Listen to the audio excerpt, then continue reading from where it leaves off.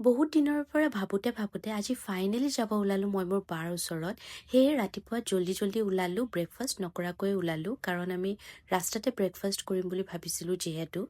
এয়া আমি আহি পালোহি আৰু মই পুৰি খাই ভাল পাওঁ, সেইকাৰণে আমি পুৰি অৰ্ডাৰ কৰিছিলোঁ আৰু পুৰিৰ লগত এটা ধুনীয়া চব্জি দিছিলে, লগত দিছিলে দুবিধ আচাৰ, এটা জলফাই মিঠা আচাৰ আৰু এটা জলকীয়া আচাৰ। দুইবিধেই মোৰ ফেভৰেট আৰু মই ভালকৈ ব্ৰেকফাষ্ট কৰি ল'লোঁ।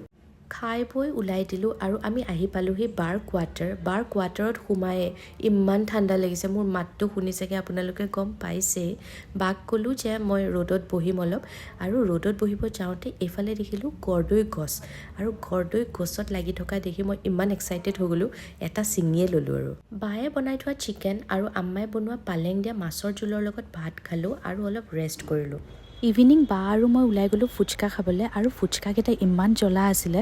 ওচৰতে থকা 7-Heaven দেখি পেলাই আমি তাতে সোমালোঁ ব্ৰাউনি খাবলৈ আৰু লগতে এটা চীজ কেকো খালোঁ। ব্ৰাউনিটো যে ইমান ধুনীয়াকৈ গৰম কৰি দিছিলে আৰু খাই বিৰাট টেষ্টি লাগিলে আৰু ব্ৰাউনি খাই আমি ঘৰ গুচি আহিলোঁ আৰু এই ভ্লগটো ইয়াতে শেষ কৰিলোঁ। Good night, meet you in my next vlog.